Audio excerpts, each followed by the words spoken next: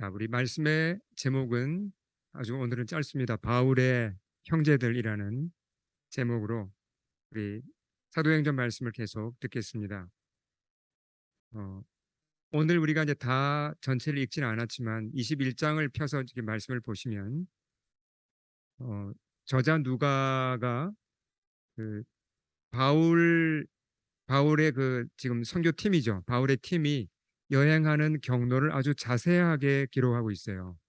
예, 아주 이게 2000년 전에 쓰여진 책이라고 할 책인데도 불구하고 너무나 생생하게 그 여정을 기록해주고 있습니다. 지금 이제 바울은 그 3차 전도여행 지금 막바지기 때문에 지금의 그리스 지역에서 출발해서 터키 쪽으로 왔다가 그리고 이제 거기서 지중해를 가로질러서 이제 이스라엘 쪽 그 해안으로 지금 이제 오는 것입니다. 근데 바울이 어떤 일을 할 때 급하게 하는 사람인가요? 여러분 어떻게 생각하세요? 사도행전을 읽어보시고 또 바울의 서신서를 읽어보면 우리가 알 수 있는데 바울이 어떤 사역을 할 때나 일을 할 때 빨리빨리 급하게 한국 사람처럼 그렇게 하는 타입입니까? 바울은 그렇지 않습니다. 한 번도 바울이 어떤 일을 할 때 서두르거나 급하게 한 적이 없습니다. 바울은 성령님의 인도를 따라 항상 차근차근 하는 타입이죠. 근데 지금 3차 전도 여행 끝 무렵에 예루살렘으로 가는 그의 여정을 보면요. 서둘러서 빨리 급히 간다는 얘기를 여러 번 해요, 바울이. 왜 그럴까요? 무슨 일이 있길래 예루살렘에 그렇게 급히 가야 하는가? 거기에 우리가 초점을 맞추겠습니다. 바울이 예루살렘에 가서 풀어야 할 문제가 있기 때문입니다. 굉장히 중요한 문제예요. 어떤 문제가 있었을까요? 간략히 말해서 그것은 유대인 출신 크리스찬들과 유대인 출신 그리고 외국인 이방인 출신 크리스찬 사이에 지금 일어나고 있는 미묘한 갈등이었습니다. 원래 크리스찬들은 다 누구였습니까? 다 유대인들이었습니다. 예루살렘 교회가 다 유대인들이죠. 그렇죠? 예수님 제자도 다 유대인들이고요. 근데 그게 예루살렘 교회가 세워졌는데 이제 복음이 해외로도 전파되기 시작하면서 이방인들도 크리스찬이 되기 시작한 겁니다. 그렇죠? 바울이 전도 여행 다니면서 터키 지역과 그리스 지역에서 전도했을 때 유대인들이 많이 믿었습니까? 외국인들이 많이 믿었습니까? 대부분 외국인들이 훨씬 많이 믿었습니다. 그러니까 바울을 통해서 세워진 교회들은 대부분 외국인들이에요. 유대인들이 아닙니다. 많은 교회가 바울을 통해 세워졌습니다. 근데 이건 비유대인 중심의 교회들이죠. 근데 예루살렘에 있는 교회는 여전히 유대인 중심의 교회입니다. 수만 명의 크리스찬들이 유대인 출신 크리스찬들이 예루살렘에 있거든요. 근데 아직까지도 교회의 중심은 어디입니까? 마더 처치, 모교회라고 할 수 있고 선교 본부는 어디라고 할 수 있습니까? 예루살렘이죠. 근데 예루살렘에 있는 유대인 출신 크리스찬들이 보니까 어, 이 친구들 그 이방인들이 예수님 믿는 건 좋은데 크리스찬 되는 건 좋은데 조금 이상하다. 우리랑 너무 다르다. 이런 걸 느꼈어요. 이게 어떤 거였냐면 어, 예를 들어서 코셔 식품이라는 게 있죠. 유대인들은 레위기 말씀에 따라서 음식을 먹는 게 있고 안 먹는 게 있죠. 예를 들어 돼지고기 먹습니까? 유대인들이? 안 먹죠. 물고기 중에서 뭐 고등어 그런 거 먹습니까? 고등어도 안 먹습니다. 왜? 비늘이 없잖아요. 그렇죠? 유대인들은 코셔 음식을 철저히 지킵니다. 그리고 크리스찬이 되어도 이걸 버리지 않아요. 크리스찬이 되어도 여전히 오늘날도 마찬가지입니다. 오늘날도 유대인 중에서 크리스찬들이 있잖아요. 이 사람들이 보면 대체로 이 코셔는 지킵니다. 예. 근데 외국인 출신의 크리스찬들은 코셔 이런 거 알까요? 이걸 지킬까요? 신경 하나도 안 씁니다. 터키나 그리스에서 그 헬라 사람들이 그쪽 사람들이 크리스찬이 되면 돼지고기 먹을까요? 먹죠. 원래 먹던 거였으니까. 근데 이 유대인 출신 크리스찬들이 볼 때는 이게 좀 너무 좀 우리랑 다른 겁니다. 저 사람들은 뭐지? 왜 우리랑 이렇게 다르지? 그런 이제 어떤 벽을 느끼는 거예요. 거기다가 또 잘못된 소문이 막 돌았습니다. 어떻게 돌았냐면 바울이란 사람이 바울이 이방인들에게도 하나님의 법을 지키지 말라. 코셔 그런 거 필요 없다. 뭐 할례 그런 거 필요 없다. 이방인들에게도 하나님의 법을 지키지 말라고 얘기했고 더 나아가서 유대인들에게까지도 바울이 하나님의 법 지킬 필요 없다. 레위기에 있는 그런 코시와 그런 거 지킬 필요 없다라고 바울이 그렇게 말했다는 헛소문이 돌았습니다. 그러니까 지금 어떤 위기입니까? 예루살렘 교회하고 외국에 있는 교회 사이에 벽이 생길 지금 잘못하면 금이 갈 수 있는 그런 위기가 지금 시작된 겁니다. 바울이 얼른 예루살렘에 올라가서 이 문제를 풀고자 한 거예요. 이해가 되시죠? 네. 자, 그래서 바울이 드디어 이제 도착한 장면부터 한번 보겠습니다. 어떤 식으로 이 문제를 푸는지 예루살렘에 도착한 바울이 뭘 하는지를 보겠습니다. 자, 앞을 보시고요. 우리 19절 말씀 같이 한번 읽어보겠습니다. 네, 시작.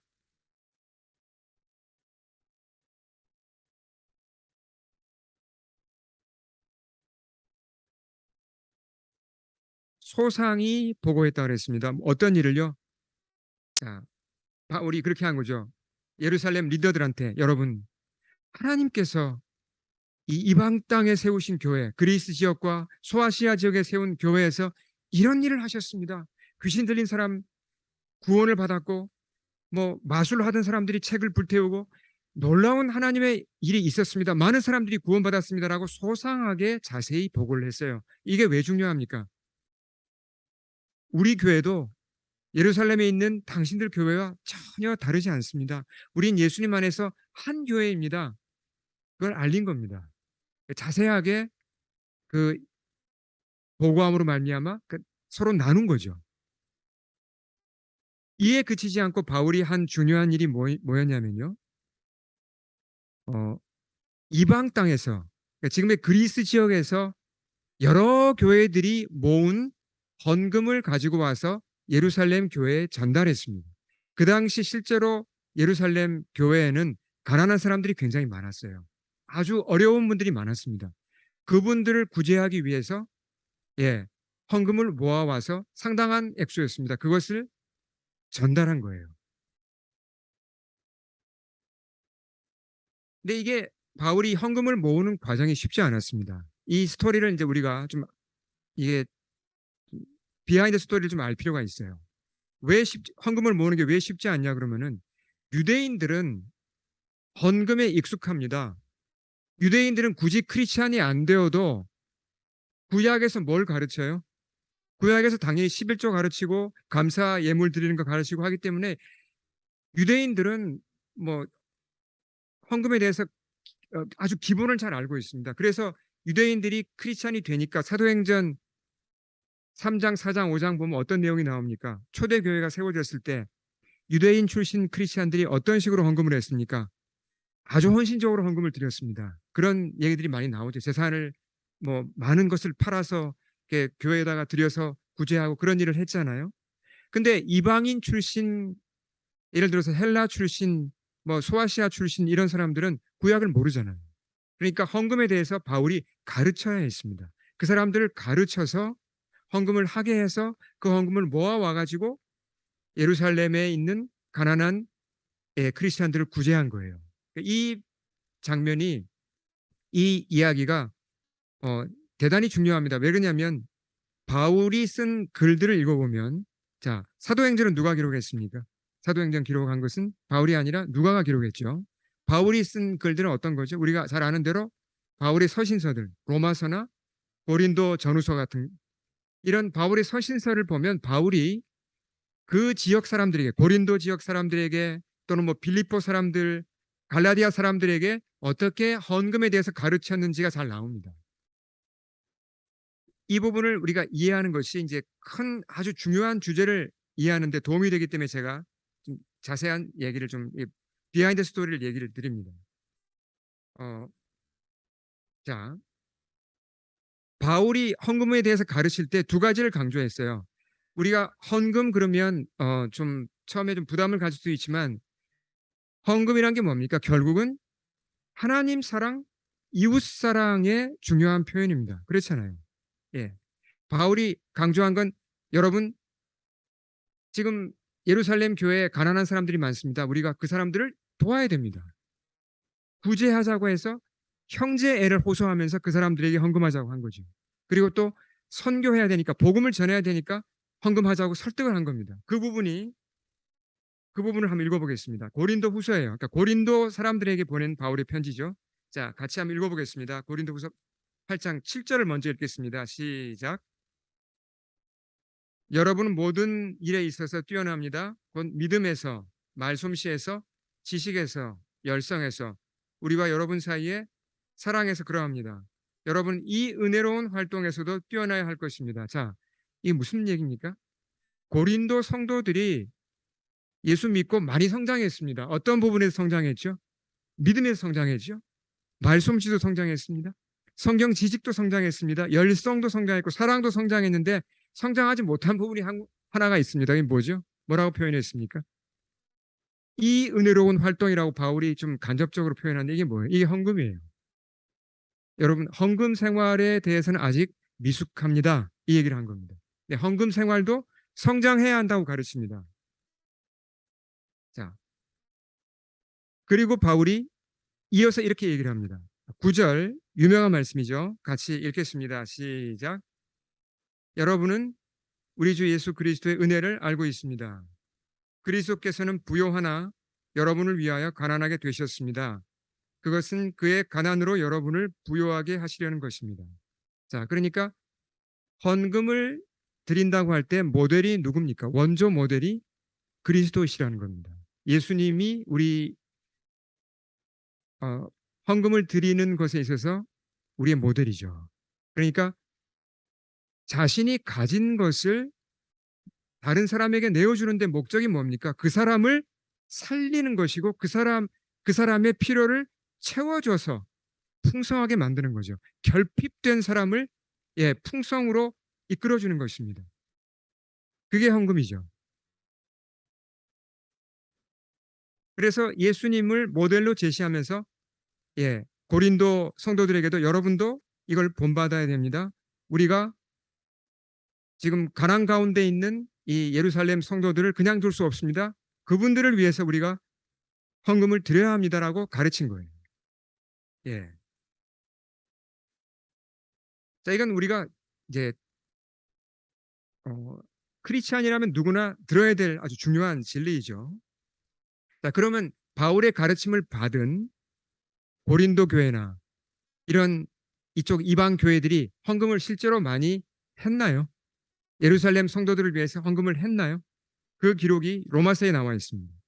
자, 앞을 보실까요? 자, 같이 로마서 15장 25에서 27절 같이 읽겠습니다. 시작.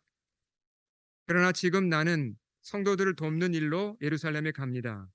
마케도니아와 아가야 사람들이 기쁜 마음으로 예루살렘에 사는 성도들 가운데 가난한 사람들에게 보낼 구제금을 마련하였기 때문입니다.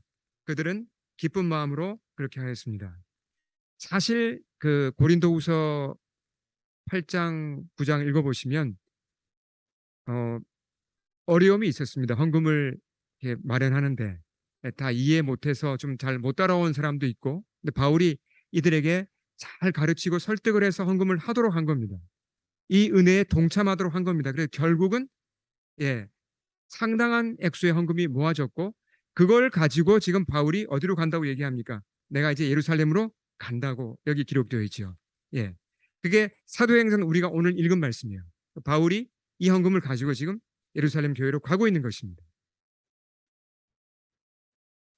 구체적인 기록은 없지만 자, 이 헌금을 전달받은 예루살렘 성도들의 마음이 어떠했을까요?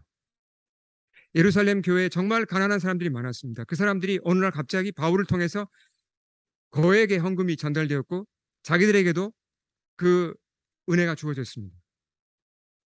뭘 느꼈을까요? 한 번도 얼굴도 본 적이 없는 사람들이잖아요. 그 마게도냐, 아가야 지방, 그리스 쪽, 터키 쪽 그 전혀 이름도 모르고 얼굴도 모르는 사람들이 자기들을 위해서 그렇게 정성껏 헌신적으로 헌금을 해준 겁니다. 뭐 안에서요? 예수님의 사랑 안에서. 그들이 얼마나 감동했겠습니까? 얼마나 그 예수님 믿고 따르는 생활이 정말 보람을 느끼고 감사가 충만했겠습니까? 여러분, 헌금이라는 걸 통해서 이 마게도니아 성도들과 예루살렘 성도들이 서로 이어지고 그들이 하나님을 체험하는 것이 보이십니까? 이게 핵심이에요. 예. 그러니까 우리가 헌금에 대해서 뭐 액수가 많고 적고 이게 문제가 아닙니다.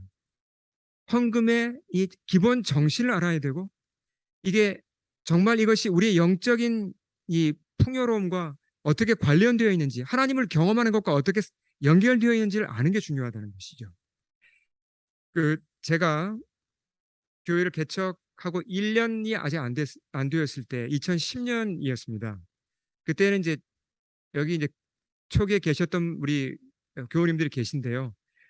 그 쉘브룩 거리에 있는 이제 달라샵 지하 차고에서 저희 교회가 시작되었어요. 창문도 하나도 없는 그 이제 아주 추운 곳이었는데 예, 교우님들이 몇 분 되지 않고 재정적으로도 쉽지 않은 상태였죠. 저는 이제 파타임으로 제가 일을 하고 그 교회 개척을 시작했는데 이제 제 개인적으로 재정적으로 쉽지 않았습니다. 교회도 이제 그렇게 쉽지는 않았지만 근데 이제 2010년 봄에 부활절 무렵에 어떤 일이 있었냐면 제 차가 고장이 났어요.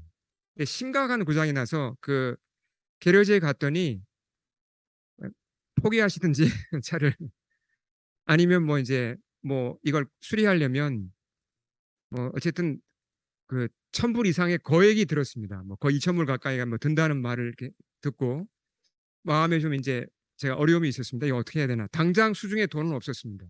근데 기도 중에 그냥 차를 고치라는 것 같아요. 주님이 저한테 그냥 차값을 염려하지 말고 크레딧 카드로 내고 그냥 나에게 맡겨라는 그런 말씀을 하시는 것 같아요. 주님이. 그래서 그냥 차는 필요하니까 그렇게 결정을 해서 차를 이제 수리를 했습니다. 근데 또 그 무렵에 어, 저희가 이제 소속되어 있는 그 CMI 북미 CMI에서 그 목회자들 선교사들을 위한 그 컨퍼런스가 있었습니다. LA에서 열렸는데 이제 저와 제 아내에게는 상당히 그 좋은 기회였죠. 그런 재충전의 기회였고 또 교회 개척으로 많이 좀 이제 힘이 빠져 있는 저에게는 정말 중요한 그런 기회였는데 그 비행기 티켓을 살 만한 여유가 안 되는 겁니다. 저와 제 아내가 LA까지 가려면 그 당시 액수로도 꽤 돈이 들죠. 그래서 기도만 하고 있는데 주님이 주시는 생각이 가는 게 좋겠다는 마음을 주셨어요. 그래서 그것도 크레딧 카드로 예, 그래서 긁었습니다. 비행기 표를 샀습니다. 네, 주님이 이제 책임지신다는 마음을 주셨으니까 알아서 하시겠지. 그런 이제 편안한 마음으로 기다렸는데 우리 교회 분이 아니라 어, 우리 교회 나오는 분이 아니었습니다. 다른 어떤 집사님 부부가 교회로 찾아오셨어요. 그 이분들이 오랫동안 어떤 사정상 11조를 못 드리셨다고 그걸 모아놓은 게 있다고 어떻게 할까 고민 중에 제자교회 드리는 게 좋겠다는 마음을 주셔서 그걸 가지고 오셨어요. 근데 그걸 받아보니까 그 액수가 너무나 신기하게 차 수리비와 그리고 비행기 티켓 2장을 예, 살 수 있는 정확하게 살 수 있는 그러니까 살짝 더 많은 액수였어요. 여기서 제가 지금 말씀드리는 것은 이제 뭐 이런 기적이 일어났다, 놀라운 일이 일어났다 이것도 우리가 참 감사하지만 더 그 넘어 있는 걸 봐야 됩니다. 우리가 이런 사건들을 통해서 뭘 볼 수 있는 거죠? 헌금이라는 걸 통해서 하나님이 참 놀라운 일을 하시는데 사람과 사람을 연결시켜 주기도 하십니다. 그 집사님 부부와 저희가 그렇게 연결되었고 저희는 그래서 이제 그 집사님 부부를 위해서 기도를 안 할 수가 없죠. 그분들은 지금 이제 뭐 우리 교회에 계신 분은 아니지만 늘 생각하게 되고 기도하게 되고 그리고 어떤 형제애를 느낍니다. 그분을 향하여. 그리고 그 가정과 우리 가정 사이에 하나님이 계시다는 걸 제가 압니다. 이게 놀라운 은혜죠. 자, 시간을 잠시 뒤로 돌려보겠습니다. 바울이 이제 예루살렘으로 올라가는 그 과정을 잠깐 더 보겠습니다. 자, 여기 지도를 보시면 이렇게 지금의 터키 지역의 소아시아 지역이죠. 배를 타고 와서 도착한 데가 두로라는 항구입니다. 두로. 그 여기서 나중에 이제 톨레마이로 와서 마지막으로 가이사리아로 가게 됩니다. 예, 그리고 이제 예루살렘으로 이제 육로를 통해서 가게 되죠. 첫 번째 도착한 이 두로라는 곳이 어떤 곳인지 잠깐 한번 살펴보겠습니다.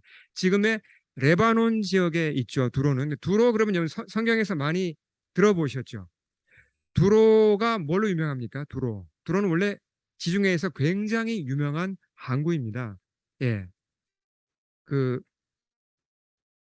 두로는 뭐로 유명하냐면 우상 숭배로 유명해요. 항구 무역으로 돈을 많이 벌었는데 우상이 충만해 있고, 여러분 열왕기에서 가장 악명 높은 왕이 누구였죠? 열왕기 그러면 악명 높은 왕. 길게 그의 악명이 소개되어 있는 것이 열왕기 상에 잘 나와 있습니다. 누구죠? 아합 왕이죠. 아합 왕의 그 왕비가 누구였습니까? 유명한 이세벨이죠. 이세벨이 두로 출신입니다.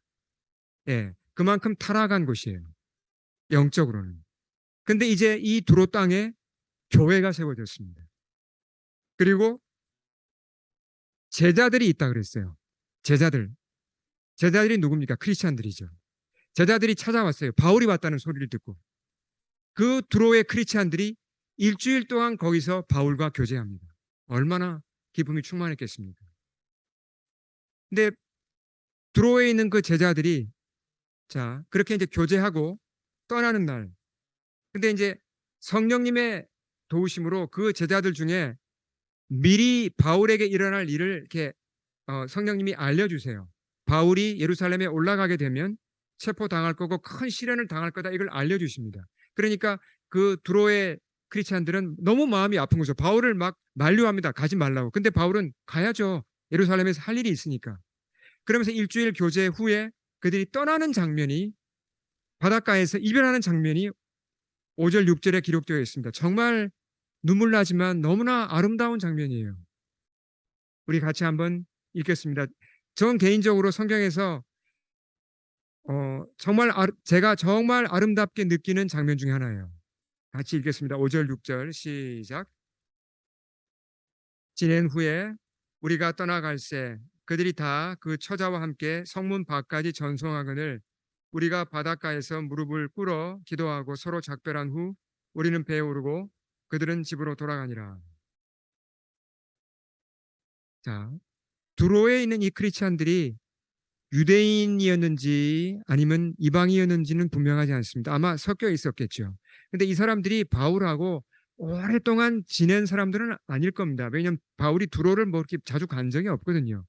근데도 짧은 만남 뭐 이런 걸 통해서 만난 지 얼마 안 되지만 뭐 몇 번 안 봤지만 아주 빨리 친해지고 친형제처럼 된 겁니다. 여러분 그게 보이지 않습니까?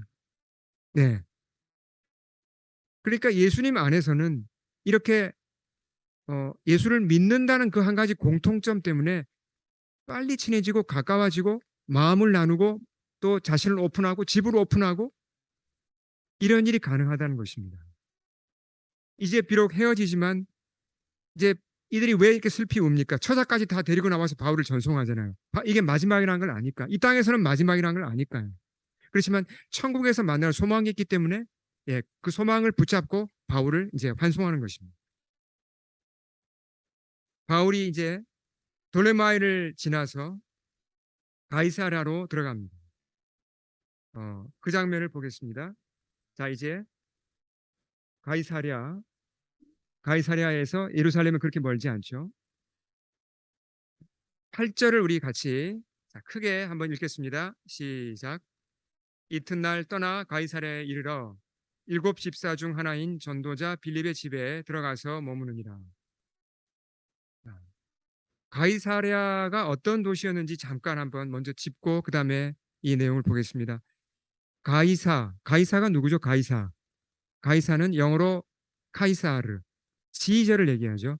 가이사 리아가 붙은 겁니다. 가이사에게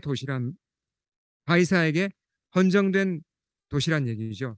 그 예수님이 태어날 당시 이스라엘의 왕이었던 헤롯 대왕이 자기 혼자 힘으로 이스라엘 왕이 된 게 아니죠. 로마 제국의 힘을 예, 빌어서 왕이 된 겁니다.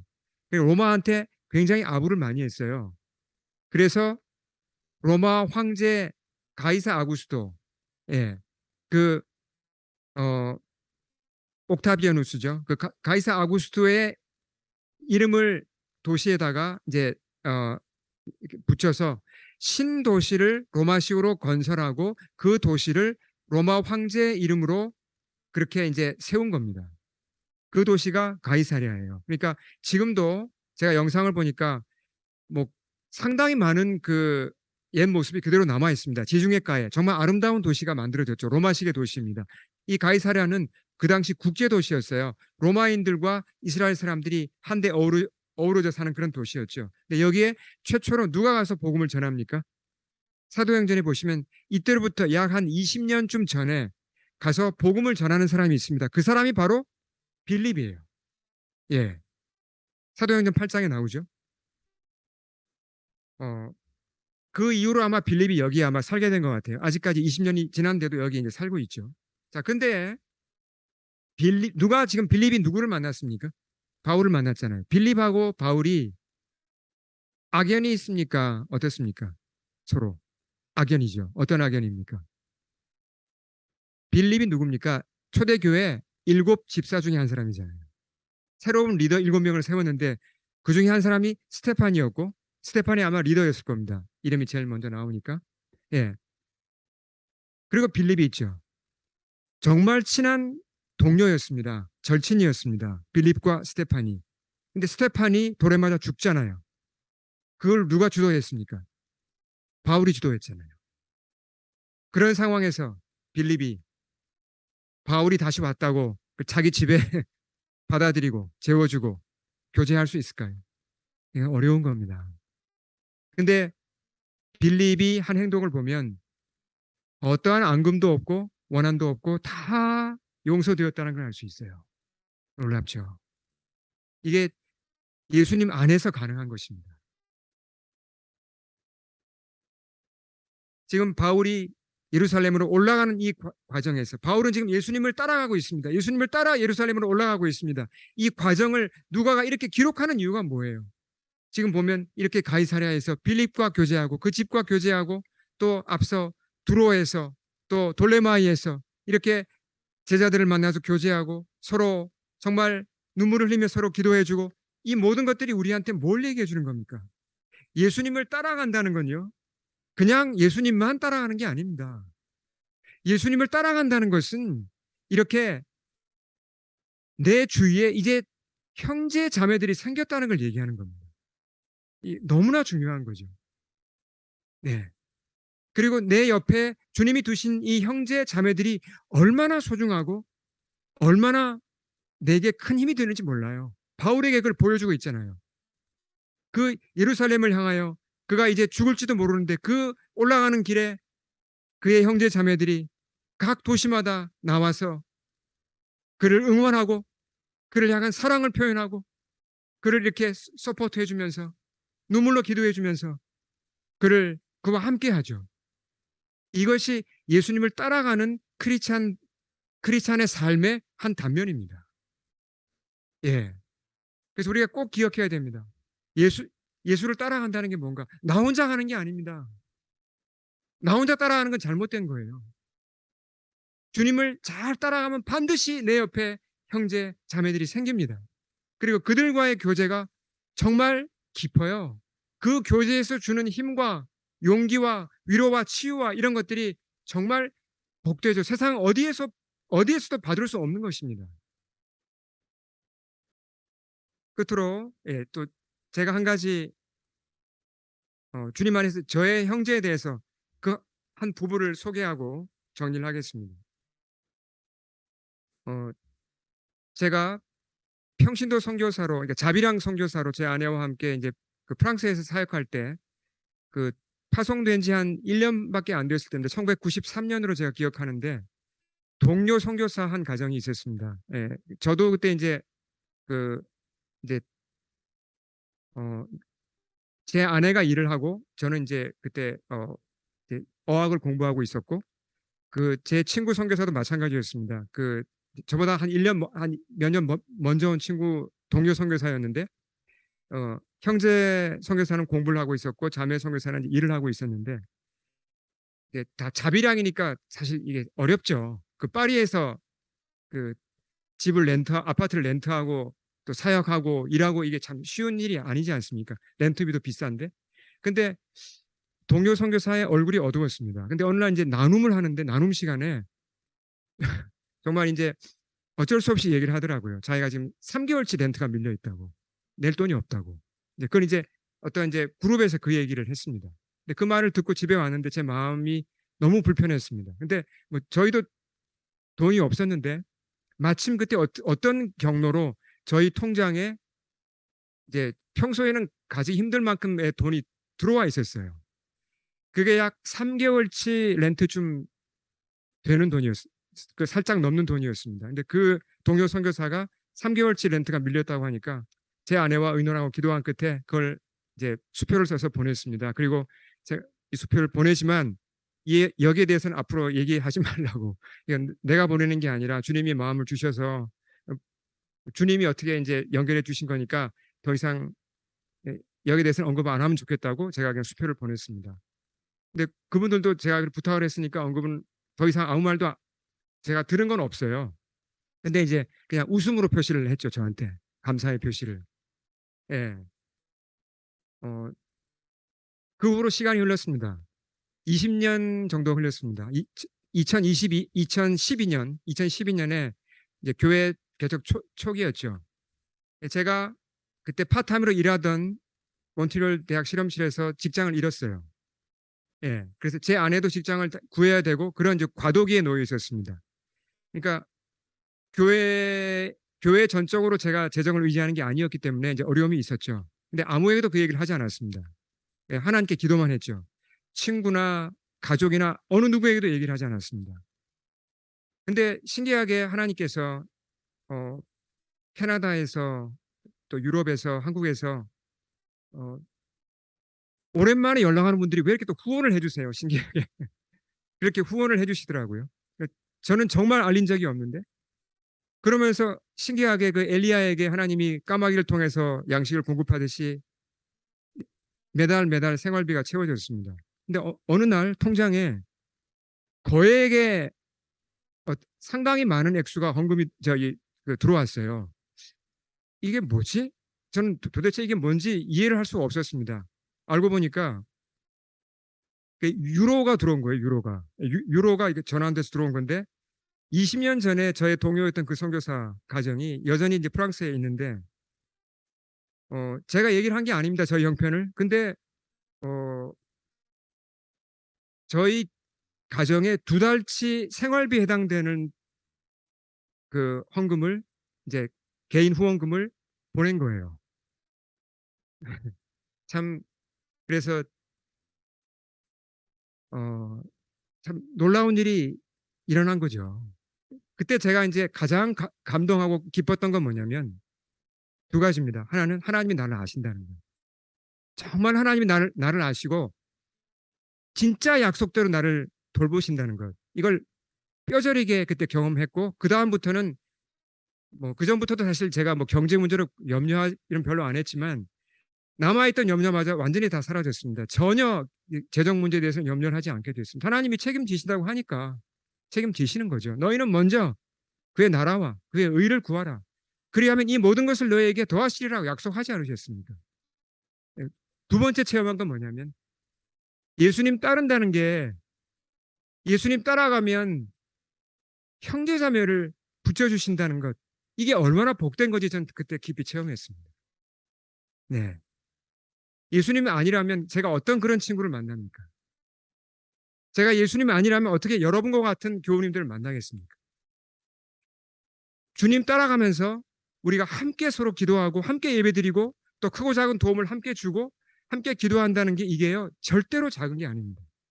이 속에 정말 많은 복이 들어있고 우리가 이를 통해서 하나님을 더 경험할 수 있고 우리의 삶이 지금보다 10배, 20배, 30배 풍성해질 수 있는 겁니다. 우리는 분명히 기억해야 됩니다. 예수님 따라간다는 게 무엇입니까? 예수님만 따라가는 것입니까? 다른 사람 신경 안 쓰는 것 아니죠. 예수님을 따라간다는 건 내 옆에 형제, 자매들이 있다는 것입니다. 우린 그들과 함께 가는 것입니다. 때로는 우리가 그들을 도와야 합니다. 또 때로는 그들이 우리를 도울 것입니다. 그 가운데 우리가 주님을 체험할 것이고 우리의 삶은 더 풍성해질 것입니다. 아멘. 함께 기도하겠습니다.